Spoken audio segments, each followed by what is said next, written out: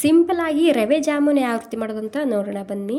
ಮೊದಲಿಗೆ ಇಲ್ಲಿ ಕಡಾಯಿನಲ್ಲಿ 1.5 ಕಪ್ ಆಗುವಷ್ಟು ಹಾಲು ಹಾಕ್ತಿದ್ದೀನಿ. ಹಾಗೆ 1 ಚಮಚ ತುಪ್ಪ ಹಾಕ್ತಿದ್ದೀನಿ. ಹಾಲು ಕುದಿಯೋದಕ್ಕೆ ಸ್ಟಾರ್ಟ್ ಆದಮೇಲೆ 1 ಕಪ್ ಆಗುವಷ್ಟು ಚಿರೋಟೆ ರವೆ ಹಾಕ್ಕೊಂಡು ಒಂದು 3-4 ನಿಮಿಷ ನೀಟಾಗಿ ಮಿಕ್ಸ್ ಮಾಡ್ಕೊಂಡು ತಗೋಬೇಕು. ಹಸಿ ವಾಸನೆ ಹೋಗುತ್ತೆ ಈ ರೀತಿ ಮಾಡೋದ್ರಿಂದ. ಇವಾಗ ಪಾಕ ಮಾಡೋದಕ್ಕೆ 2 ಕಪ್ ಆಗುವಷ್ಟು ಸಕ್ಕರೆ, 2 ಕಪ್ ಆಗುವಷ್ಟು ನೀರು ಹಾಕ್ತಿದ್ದೀನಿ. ಹಾಗೆ ಏಲಕ್ಕಿ ಹಾಗೆ ಕೇಸರ್ ಹಾಕ್ತಿದ್ದೀನಿ. ಕೇಸರ್ ಇಲ್ಲ ಅಂದರೆ ಸ್ಕಿಪ್ ಕೂಡ ಮಾಡ್ಬೋದು. ಇಲ್ಲಿ ಒಂದು 5 ನಿಮಿಷ ಮೀಡಿಯಮ್ ಗ್ಯಾಸ್ನಲ್ಲಿ ಕುದಿಸ್ಕೊಂಡು ತೊಗೊಂಡ್ರೆ ಪಾಕ ರೆಡಿ ಆಗುತ್ತೆ.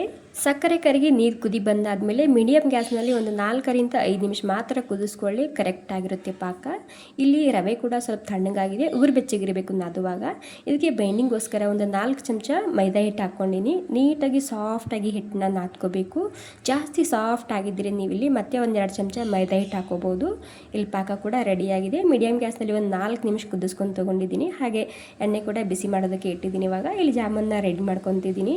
ಎಷ್ಟು ಸರಿಯಾಗಿ ಬಂದಿದೆ ನೋಡಿ ಹಿಟ್ಟು. ಇಲ್ಲಿ ಜಾಸ್ತಿ ಸಾಫ್ಟ್ ಅನಿಸ್ತಿದ್ರೆ ನೋಡಿ ಎಷ್ಟು ಸಾಫ್ಟ್ ಆಗಿ ಬಂದಿದೆ. ಒಂದು ಸ್ವಲ್ಪ ಕೂಡ ಕ್ರ್ಯಾಕ್ ಇರಬಾರ್ದು, ಮತ್ತೆ ಜಾಸ್ತಿ ಸಾಫ್ಟ್ ಇರಬಾರ್ದು, ಮೀಡಿಯಮ್ ಆಗಿರಬೇಕು. ಜಾಸ್ತಿ ಸಾಫ್ಟ್ ಆಗಿದೆ. ಮತ್ತೆ ಒಂದು 2 ಚಮಚ ಎಣ್ಣೆ ಕೂಡ ಬಿಸಿಯಾಗಿದೆ. ಇಲ್ಲಿ ಜಾಮೂನ್ ಹಾಕುವಾಗ ಎಣ್ಣೆ ಜಾಸ್ತಿ ಬಿಸಿ ಇರಬಾರ್ದು. ಹಾಕಿದ ಮೇಲೆ ಒಂದು 2 ನಿಮಿಷ ಹಾಗೆಯೇ ಬಿಡಬೇಕು. ನಂತರ ಈ ರೀತಿ ಚಮಚಲಿಂದ ಮಿಕ್ಸ್ ಮಾಡ್ಕೊತ ಇದಕ್ಕೆ ಗೋಲ್ಡನ್ ಬ್ರೌನ್ ಆಗೋ ತನಕ ಈ ರೀತಿ ಕರ್ದು ತೊಗೋಬೇಕು. ತುಂಬ ಸಿಂಪಲಾಗಿ ಮಾಡ್ಕೋಬೋದು, ತುಂಬಾ ರುಚಿಯಾಗಿರುತ್ತೆ ಈ ಜಾಮೂನ್. ಇಲ್ಲಿ ಜಾಮೂನ್ ಹಾಕುವಾಗ ಪಾಕ ತಣ್ಣಗಾಗಿತ್ತು, ಮತ್ತು ನಾನು ಪಾಕ ಬಿಸಿ ಮಾಡ್ಕೊಂಡು ತೊಗೊಂಡಿದ್ದೀನಿ. ಅಂದರೆ 2 ಬಿಸಿಯಾಗಿರಬೇಕು. ಮತ್ತು ಸೆಕೆಂಡ್ ಟೈಮ್ ಜಾಮೂನ್ ಹಾಕುವಾಗ ಮತ್ತೆ ಪಾಕ ತಣ್ಣಗಾಗಿತ್ತು, ಹೀಗಾಗಿ ನಾನು ಮತ್ತೆ ಗ್ಯಾಸಿನ ಮೇಲೆ ಎತ್ತಿಟ್ಕೊಂಡಿನಿ. ಮತ್ತು ಪಾಕ ಬಿಸಿ ಮಾಡ್ಕೊಂಡು ಸೆಕೆಂಡ್ ಬ್ಯಾಚ್ ಹಾಕ್ಕೊಂಡಿನಿ. ನೋಡಿ 2 ಗಂಟೆ ಆಗೋ ತನಕ ಹಾಗೆಯೇ ಬಿಟ್ಟಿದ್ದ, ಎಷ್ಟು ಸರಿಯಾಗಿ ಉಬ್ಬಿ ಬಂದಿದೆ ನೋಡಿ. ಸೂಪರ್ ಆಗಿರುವಂತಹ ರವೆ ಜಾಮೂನ್ ರೆಡಿಯಾಗಿದೆ. ಇಷ್ಟ ಆಗಿದ್ರೆ ಒಂದು ಲೈಕ್ ಮಾಡಿ, ಮಿಸ್ ಮಾಡದೆ ಟ್ರೈ ಮಾಡಿ ನೋಡಿ ಒಂದ್ಸಲ. Thank you.